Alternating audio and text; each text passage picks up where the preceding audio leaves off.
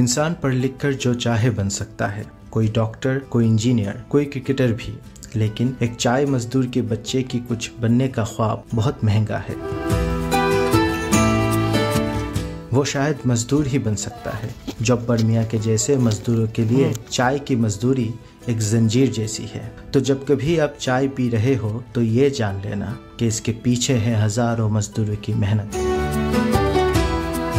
আমি যখন বাগানে 2011 সালে যখন বাগানে কাজে ঢুকি তখন বাগানের হাজিরা ছিল 29 টাকা। মনে করেন যে সারা সপ্তাহে বেতন পাইলাম মনে করেন 1300 টাকা, সবকিছু মিলে 1300 টাকা বেতন পেয়ে মনে করেন যে গেলাম বাজারে গেলে এখন দেখা যাচ্ছে যে নুন আনতে পান্তা ফুরায়। অনেক ক্ষেত্রে দেখা যায় যে এক জিনিস আনতে গেলে আমরা যে মনে করেন যে অনেকে আছে যে সপ্তাহে 7 দিনই চায় মাছ খেতে, কিন্তু আমরা তো মনে করেন সপ্তাহে 2 দিনও ভালো করে মাছ খেতে পারি নিশিয়ার হয়। তখন 169 টাকা রুজি করে একটা মানুষ যে কোম্পানির সাথে, আমার একটা রোগ হয়েছে, আমি মেডিকেল গিয়ে ভর্তি হয়েছি, আমার 10,000 টাকা খরচ গেছে, ঠিক আছে 10,000 টাকা এখন সব কিছু মিলে আমার 10,000 টাকা খরচের মতো আইছে।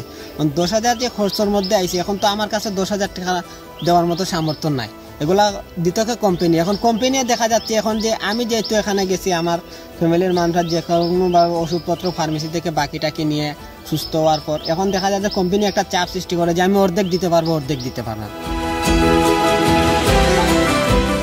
মনে করেন মালিক পক্ষরা চায় এটাই যে একটা চা শ্রমিকের সন্তান ও চা শ্রমিক হতে, কিন্তু সব মা বাবাই চায় যে আমার সন্তান, আমি কষ্ট করে যদি আমার একটা সন্তানকে লেখাপড়া করায় আমার সন্তান যেভাবে ভালো হতে পারে, কিংবা একটা ডাক্তার, একটা ইঞ্জিনিয়ার, সবারই একটা আশা আছে। কিন্তু আমাদের চা শ্রমিকের এই আশাগুলা করা হয় না।